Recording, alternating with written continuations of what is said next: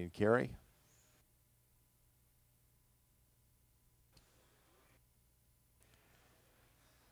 Our commander, Scott Altman. Mission specialist, Nancy Curry.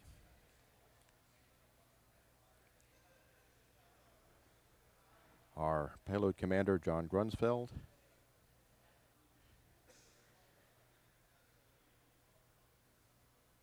And Rick Linehan, mission specialist Rick Linehan. And after they have their light snack, they'll be going to the suit-up room. They'll have a brief check on the countdown status and the weather. Here's the mission STS-109 cake with the mission emblem.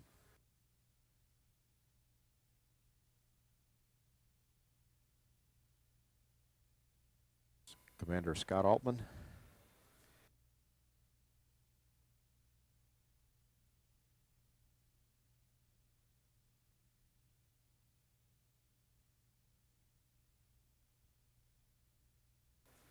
That's our pilot, Dwayne Carey, making his first flight on STS-109.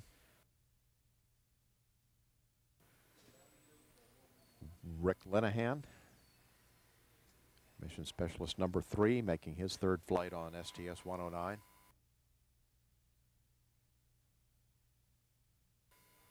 Mike Massimino, MS-5, making his first flight. One of our EVA crew members. It's our payload commander, John Grunsfeld, making his fourth flight. He's MS-1. Jim Newman, MS-4, his fourth flight on STS-109, also one of our EVA crew members. And here is Nancy Curry, our flight engineer, making her fourth flight, also our RMS operator. These launch and entry suits are not the most comfortable things to wear, but they are certainly functional and rather essential for the safety of crew during the launch and landing activities.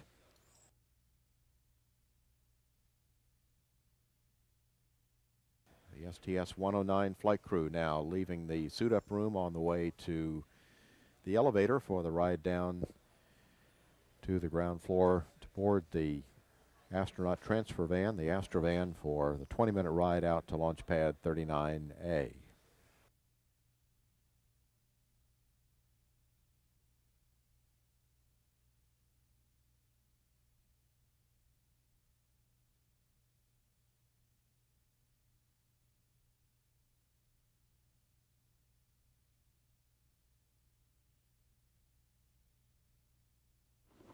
And down now on the first floor.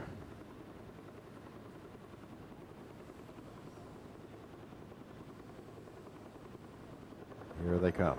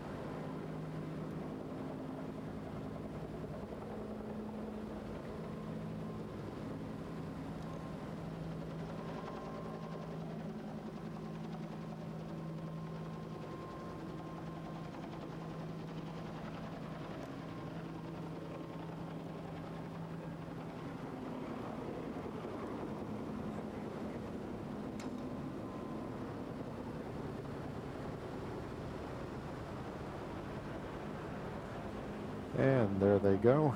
The security helicopter above that we hear will follow them all the way out to the launch pad.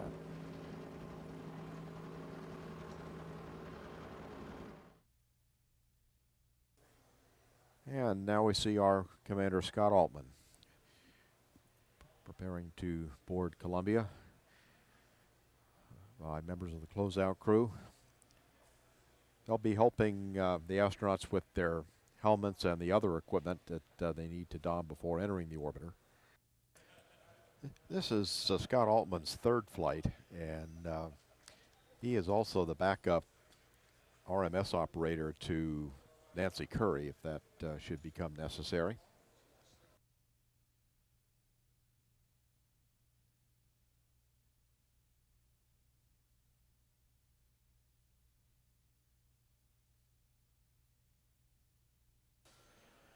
Commander now on board. He'll be assisted into his seat by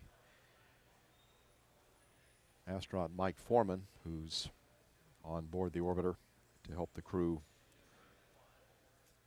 get seated and do their final preparations before the hatch is closed. And we're now seeing mission specialist number 5, Mike Massimino, making his first flight. He'll be doing 2 of the spacewalks on this mission. Mike Massimino will be sitting on the middeck in the far right seat.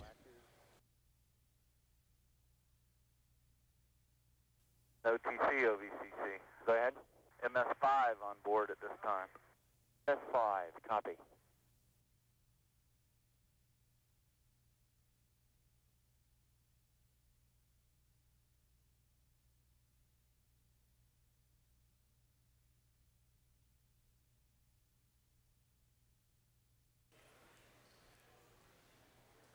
Pilot Dwayne Carey now being prepared for his entrance into Columbia.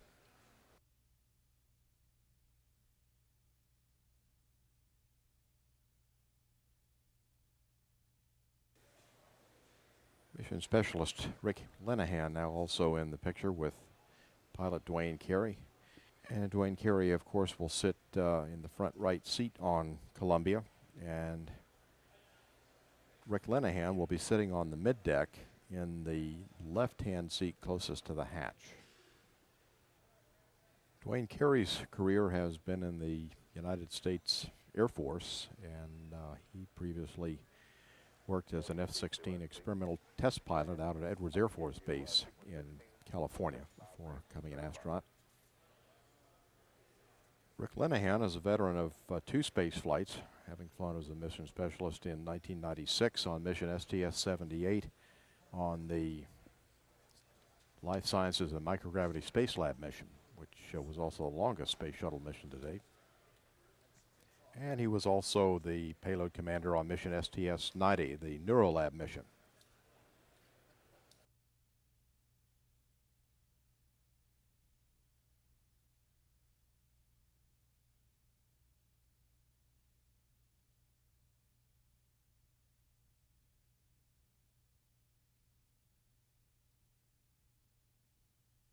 Rick Linehan now entering the middeck area.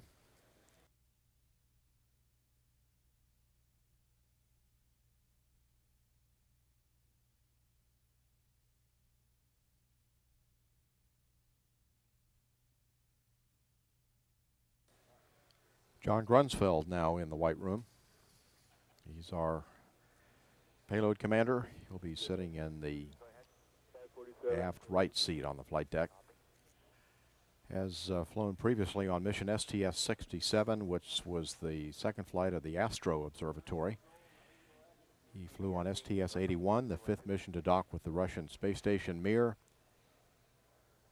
and mission STS-103, designated Hubble Servicing Mission 3A. So this is his second flight up to Hubble. Mission specialist Jim Newman is now in the White Room as well, getting ready to board Columbia. Jim Newman will be sitting also in the middeck in the center seat. Jim Newman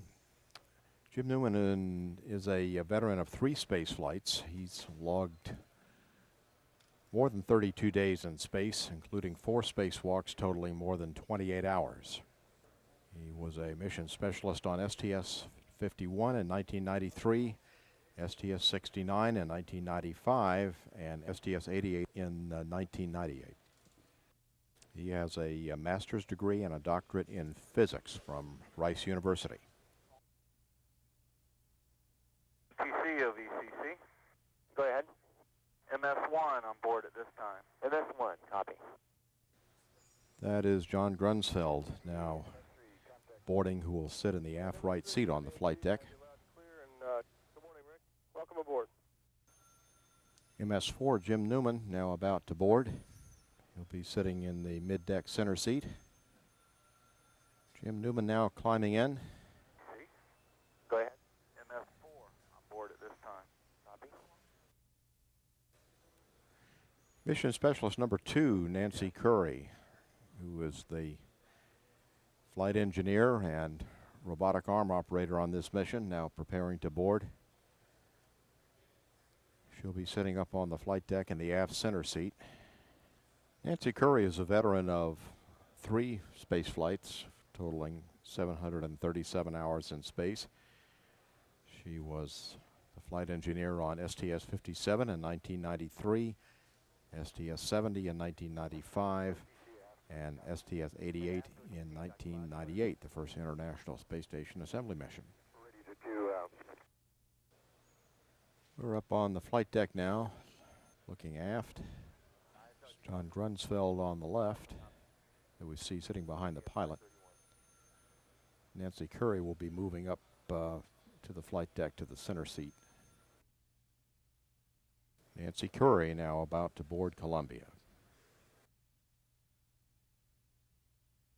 And we should see her coming up to the flight deck. She operated the shuttle's robotic arm. MS2 is on board at this time, and that is all crew members on board. Okay, copy that. She operated the robotic arm to place Unity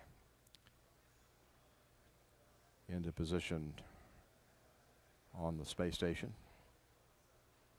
And that was mated to Zarya on STS-88. Verify ready for crew module closeout and ask OTC. 20 seconds. Firing chain is on. 15 seconds. T-minus 10, 9, 8, 7, 6, 5, 4, 3, 2, 1, and liftoff of Space Shuttle Columbia to broaden our view of the universe through the Hubble Space Telescope. Houston now controlling the flight of Columbia, the Pioneer shuttle headed for the Hubble Space Telescope. Roll program. Roger, roll, Columbia. Columbia into the roll, placing the shuttle in a heads-down, wings-level position for the 8.5-minute ride to orbit. 25 seconds into the flight, Columbia's 3 liquid fuel main engines now throttling back in a 3-step fashion to 72% of rated performance, reducing the stress on the shuttle as it breaks through the sound barrier. Already 2 miles in altitude, 1.5 miles downrange, leaving an incandescent trail behind it. Columbia headed for Hubble. Hubble almost directly over the Cape at this moment. 3 engines now throttling down, soon to throttle back up to 104% of rated performance. The main engines, along with the 3 fuel cells and 3 hydraulic power units, all functioning normally. Standing by. Columbia, Houston, you are go at throttle up. Columbia copies, go at throttle up. That throttle up call from Capcom Mark Polanski, acknowledged by Commander Scott Altman aboard Columbia. Altman joined on the flight deck by pilot Dwayne Carey, flight engineer Nancy Curry, and mission specialist John Grunsfeld. Rick Lenahan, Jim Newman, and Mike Massimino seated down on the middeck. Columbia tracking right down the pike, 15 miles in altitude, 11.5 miles downrange, heading due east from the Kennedy Space Center for an altitude of 350 statute miles in pursuit of Hubble. 1 minute, 45 seconds into the flight, about 15 seconds prior to solid rocket booster separation. Standing by for SRB separation.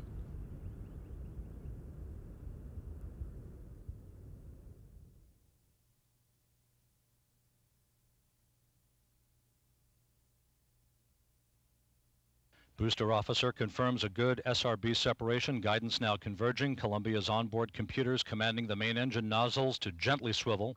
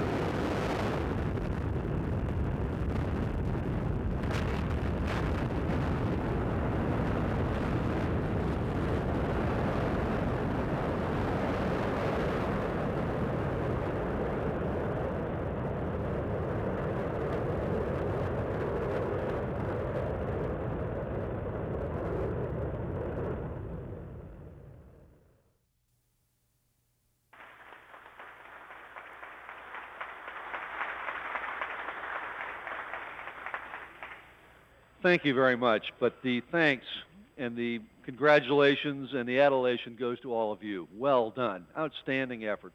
Unbelievable. Thank you. We have George Page, I think, would be exceptionally proud of the amazing accomplishment you all pulled off this morning. And certainly his legacy and that all of you will continue to pass along will certainly stand in this great historic tradition. Well done. I have three very distinguished guests here with me this morning who have all been stunned by the amazing feat that you pull off in each and every time, but again witnessed this morning. First and foremost is Rear Admiral John Stufflebeam, who you probably see on TV a fair amount. He's the guy that does the daily explanation of the efforts in Afghanistan and all what we're doing there during the course of the continuing efforts to deal with the terrorist attacks there. Dr. John Marburger, who is the President Bush's science advisor, is here to join us as well. And my good friend, Admiral Skip Bowman, who is the current guardian of the Rickover legacy of the Navy nuclear program, is here to observe and realize that the parallels of what he does and what we do are exactly the same. And so in that regard, I think all three gents have had an opportunity here to see what an amazing job you all do each and every time. But for me, as my first launch, this was a truly special moment. Thank you all very much. Appreciate it. Congratulations.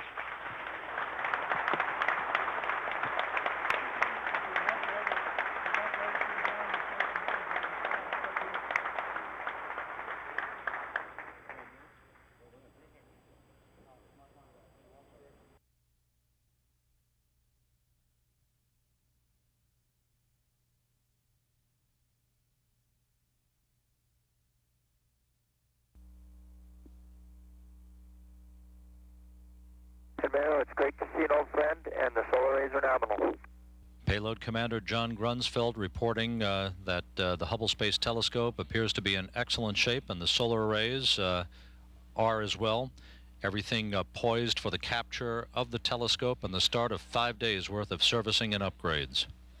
Curry now moving in for the grapple of the Hubble Space Telescope. Standing by for capture. Grapple confirmed. Houston, we have Hubble on the arm. Copy, Scooter. Outstanding work, and there's a big sigh of relief we heard from Goddard all the way here. This a very good view of the Hubble Space Telescope.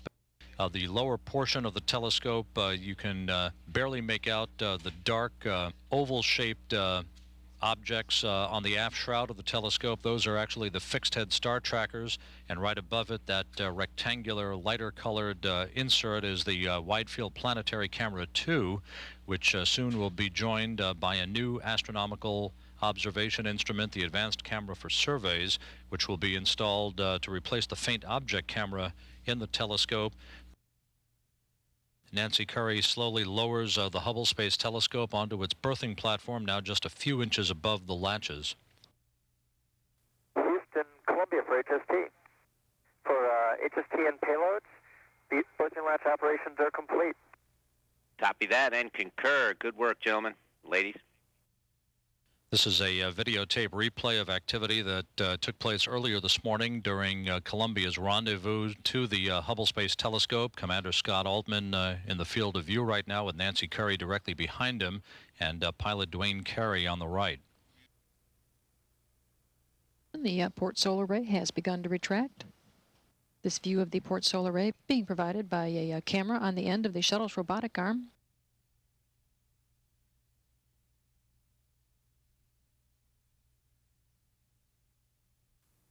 Columbia, Houston, you should see stow on both microswitches.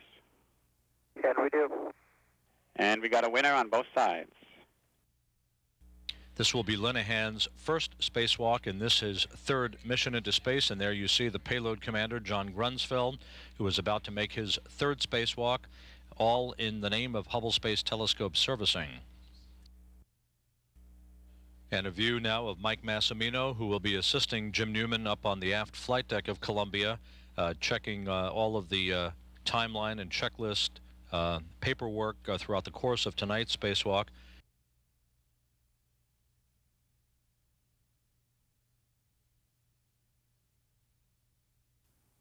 Okay, John, you have that. And I'm going to release the tether on the bottom of the pool head. Shuttle. I have the tool board. Okay, I'm coming down. Okay, you have it, John. Okay, I'm bringing it out. Jim Newman handing choreographer chores over to Mike Massimino at the aft flight deck of Columbia, while Rick Linehan holding the starboard solar array wing of the Hubble Space Telescope, about to be maneuvered down to the rigid array carrier to stow it for the trip back home. John and Rick, as you guide the solar array into the SATA clamp, so then rotate it into the latches. Copy that. Copy. Okay, we need your end a little bit towards your feet still. Okay, Ned, you're going to have to bring the feet to port just a bit, please. We're about halfway up. So stop the port, continuing up. Thank you, Ned. Okay, I don't think it'll get any closer than about 3, so it's good clearance. How's it looking for me, John? Looking really good. Okay. John Grunsfeld helping to guide Rick Linehan the final few inches for the installation of the starboard rigid solar array, the brand new array for the Hubble Space Telescope. 6 inches. I'd like to recommend we pause for a moment. Okay, and stop. Do a quick check. So, Nat, you drive in 6 inches slowly, and I'm going to store it up instead of allowing the array to come in. Okay, and I'll hold it at this side. Okay. So Rick Linehan has now released his grip at the end of the rigid array, and John Grunsfeld is now engaging the solar array drive assembly clamp.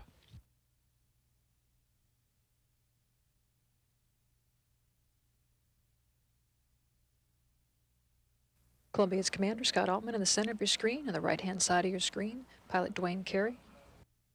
Mission specialist Curry here, seen operating the shuttle's robotic arm during the spacewalk earlier this morning. Scooter, I'd like to pass on some good news. We have great news. Solar Array 3 has passed its functional test. It's fully operational and ready to support. Just like to congratulate John and Rick for a great job. Hey, Steve, pass along our thanks to the whole team for working so hard to make sure that everything came out so well. Mike Massimino now emerging from the airlock to begin the first EVA of his career. Okay, looking good. Coming out. This is incredible. Mike, welcome to the wonderful world of spacewalking. Thank you, John. You see Mike Massimino at the end of the shuttle's robot arm as he is holding the old port solar array wing, which was removed from the Hubble Space Telescope just a few minutes ago. Jim Newman continuing to use his pistol grip tool, a high-tech screwdriver, to disconnect bolts holding the old diode box assembly along the port side of the Hubble Space Telescope near the receptacle that you see in the upper left-hand portion of your screen, in which the new port solar array, the new rigid array, will be installed a short time from now. Hey, you're looking good, Mike. You're doing just the right thing. Go ahead and pitch up now, Mike. And I'm pretty sure Nancy's going to bring you more. Well, I'll let them judge it. Yeah, she's still maneuvering. We have a little bit of yaw to go still. Slowly, looking at 6. 6 inches, 5, 4. Slowly now, 2, 1. Hey there, we're contacting the soft box. Newman now using a pistol grip tool, beginning to engage the solar array drive assembly clamp to permanently lock that array in place. We shall complete with 7-32 and the installation of 2 new powerful solar arrays to bring Hubble into the future. Roger that, John. We concur, and we're looking forward to having Hubble look further toward the 3-degree Kelvin barrier. Thanks a lot. Okay, it's coming out now. Good job. Okay, John, it's clear. And Nancy, I'm ready for motion.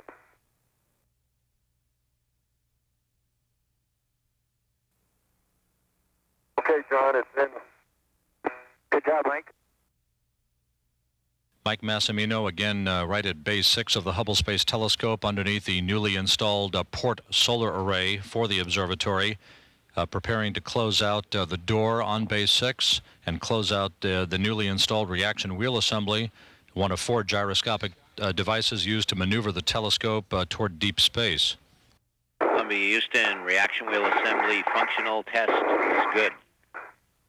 Houston, Columbia, thanks for the words. Could you see it in orbiter rates? Oh, Houston, Columbia. We wanted to show this to show you that our EVA guys don't get enough workout outside. They have to work out inside, too.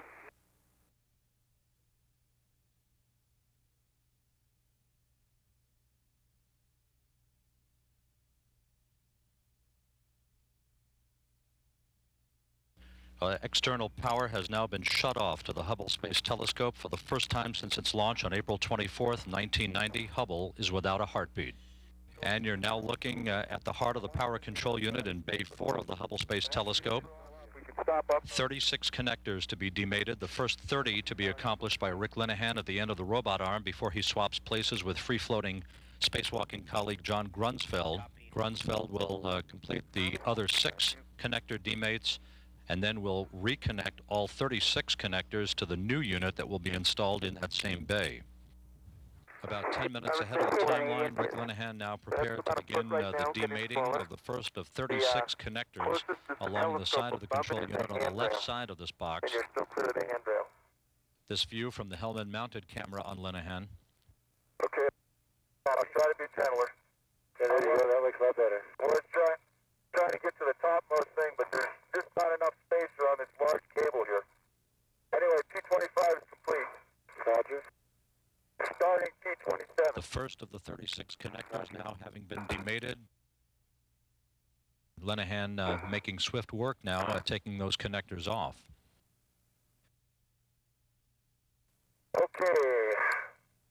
Yes, I'm ready to back out. Port apple complete. Copy, Rick. Copy. Second, the mast.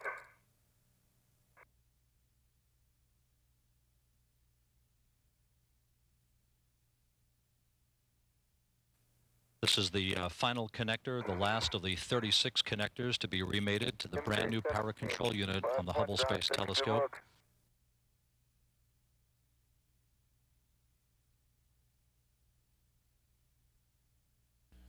The Space Telescope Operations Control Center has just relayed information to the payloads officer here in Mission Control that Hubble has a heartbeat. Telemetry being received back on the Hubble Space Telescope 4 hours and 24 minutes after power was cut to the observatory. Grunsfeld is in the process of removing thermal covers and light shields from the fixed-head star trackers on the telescope's aft shroud following the successful swap out of the power control unit, the main electrical heart of the Hubble Space Telescope.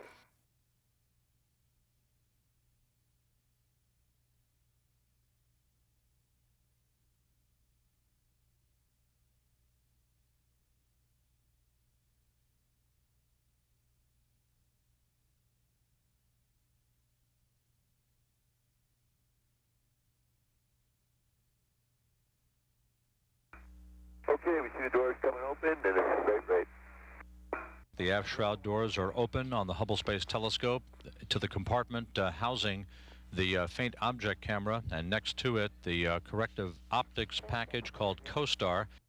Jim Newman now lifting the brand new advanced camera for surveys out of its enclosure in the cargo bay of the shuttle Columbia, ready to install it in the Hubble Space Telescope to replace the faint object camera. I do. Good position, Nancy.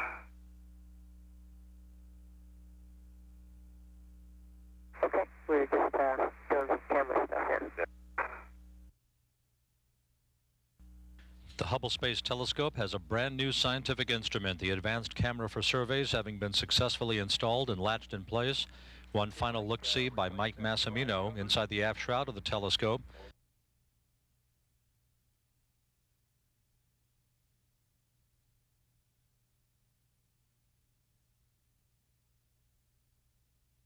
Mike Massimino at the end of the shuttle's robot arm being transported back to the aft shroud of the Hubble Space Telescope with a firm grasp on the electronic support module. It will be installed and latched in place, will supply the power to the cryo-cooling device and the radiator for the NICMOS instrument. Up a little, Mike. Slowly, up a little. Okay. See the latch over here you got to get by? Take a little to your right there. Slow that bit. Carefully, slowly bring it down. Very nice. Coming in. How's that? Great.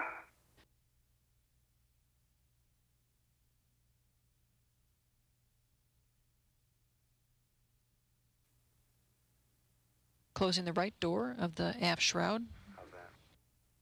How about 6 inches into the telescope? Massimino working here with the pistol grip tool, ensuring that all the bolts have been torqued down to the proper values here on the aft shroud doors of the Hubble Space Telescope.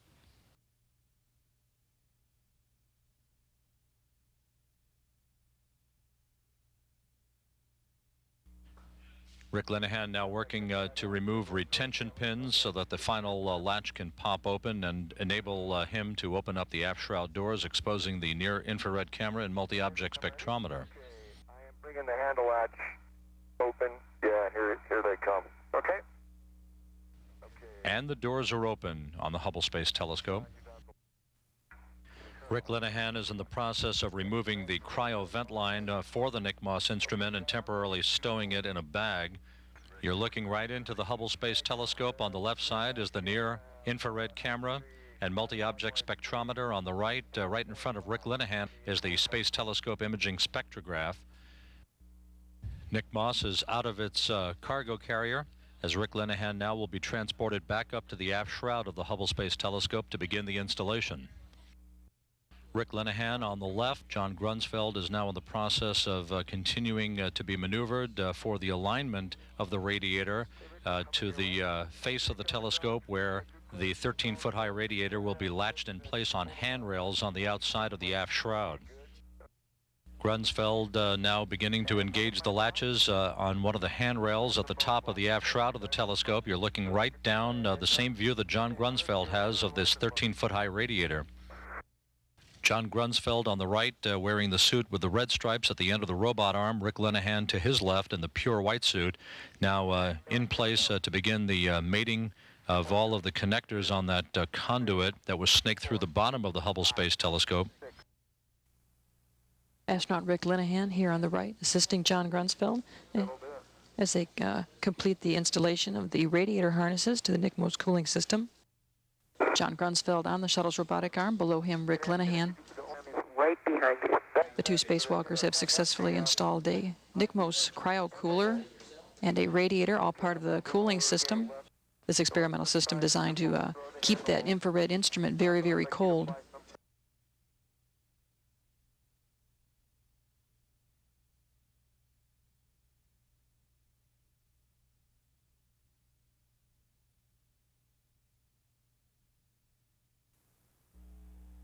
Columbia, Houston, your go for HST release.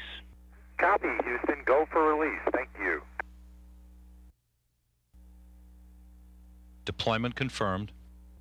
The robot arm backing away from the Hubble Space Telescope. And the first separation burn is now underway. Columbia departing the Hubble Space Telescope, not to be revisited for the next 2.5 years. We have a beautiful view of Mr. Hubble, the telescope, over the Earth's horizon, ready to go and make new discoveries. And from the crew of STS-109, we bid Hubble well on its new journey with its new tools to explore the universe. Good luck, Mr. Hubble. Columbia, Houston, I think you'd be happy to know that HST has transitioned to normal mode. That call indicating that all of Hubble systems are now up and running under the guidance of the Space Telescope Operations Control Center at the Goddard Space Flight Center in Greenbelt, Maryland, now in full command of all of Hubble activity. This is Mission Control Houston. You're looking at video that was recorded earlier today as the crew of Columbia was preparing to deploy the Hubble Space Telescope.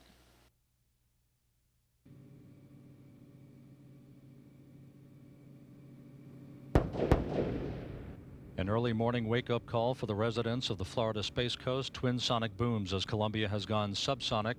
Commander Scott Altman now flying Columbia, executing an overhead right-hand turn of 250 degrees to align Columbia with runway 33 at the Kennedy Space Center. Time to touchdown 3 minutes.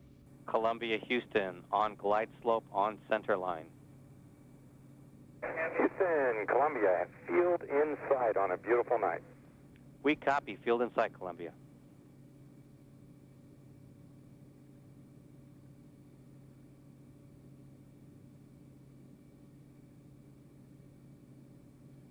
Columbia now perfectly aligned with runway 33, again the southeast and northwest approach to the 3-mile-long landing strip.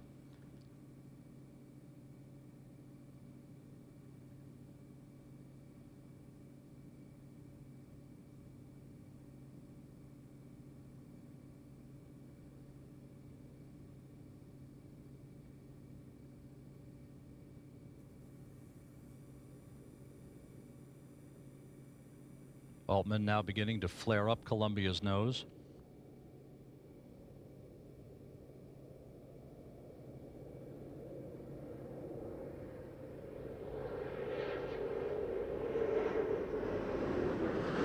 Columbia over the runway, geared down and locked.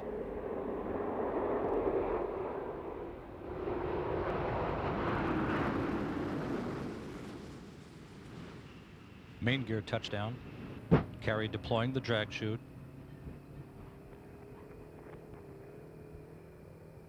Nose gear touchdown. Columbia rolling out on runway 33 at the Kennedy Space Center, wrapping up a 3.9 million mile mission to improve the power and the vision of the Hubble Space Telescope.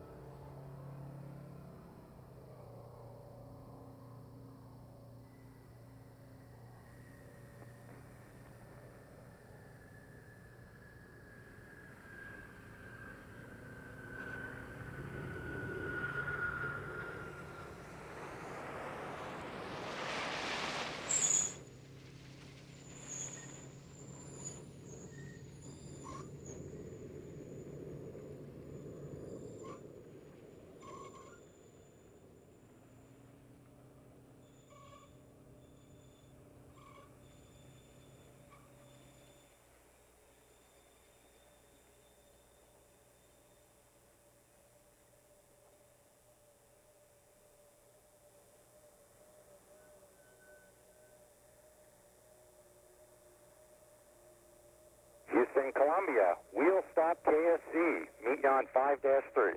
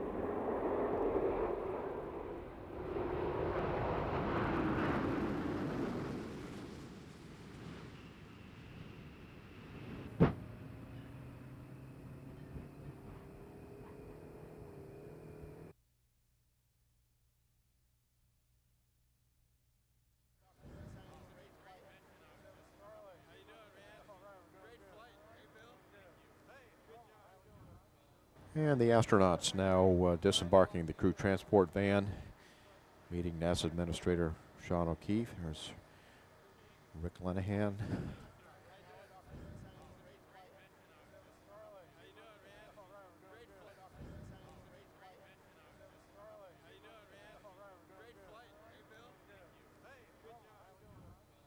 Scott Aldman.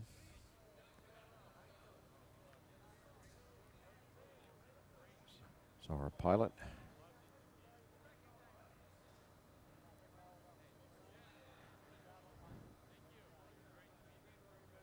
There is Commander Scott Altman, followed by pilot Dwayne Carey.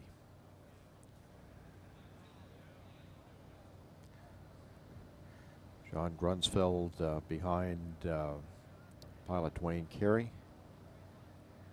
Then Nancy Curry. There's Jim Newman.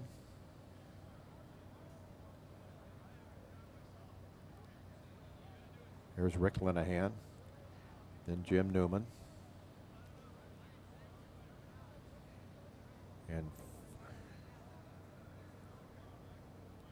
there's Mike Massimino. So all of the crew now off of the crew transport vehicle. Rick Lenahan once again.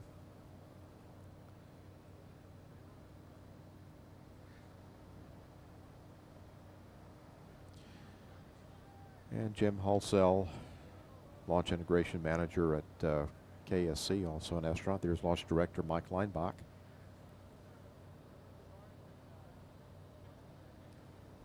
Bill Reedy from NASA headquarters, talking with astronaut Jim Newman. Here we see Jim Newman talking with Jim Halsell.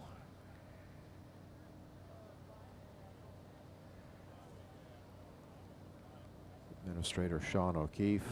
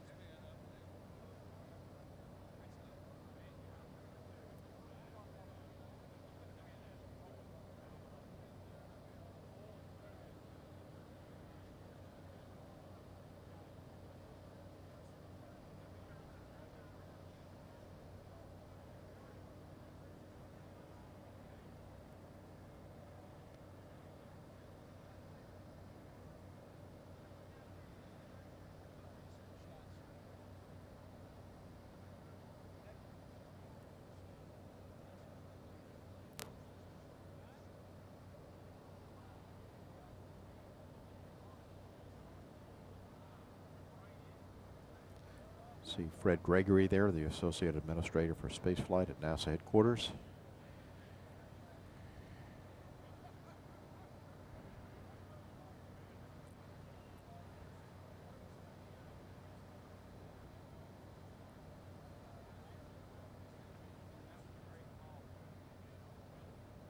Here's Charlie Precourt, who flew our weather reconnaissance on this mission.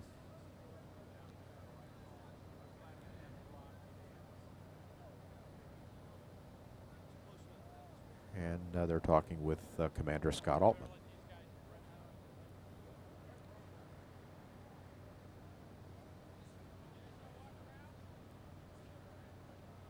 And now they'll move over to Columbia.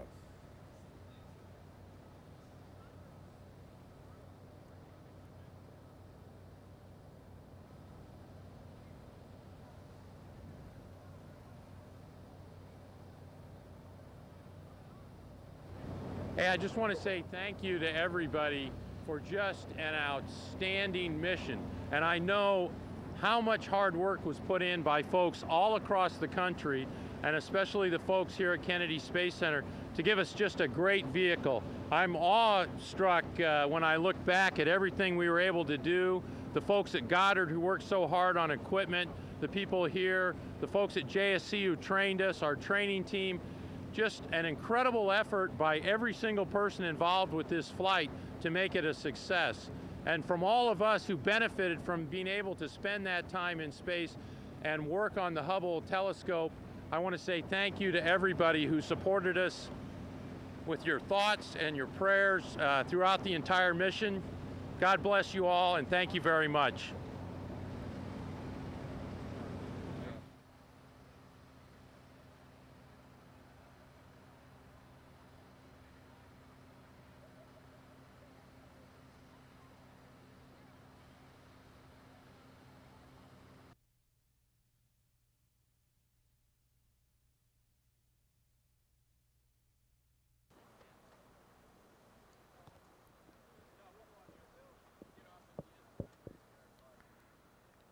About a 20-minute ride from the shuttle landing facility to the operations and checkout building where the astronaut quarters are located. Charlie Precourt also will be going with them.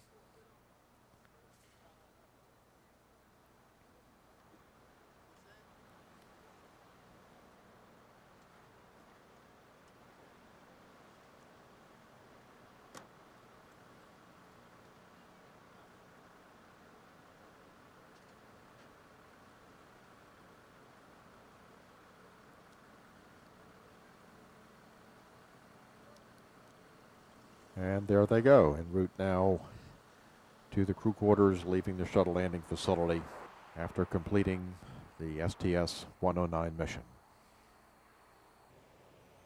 This concludes NASA TV's coverage of the STS-109 mission. From the Kennedy Space Center shuttle landing facility, this is KSC Shuttle Ground Operations.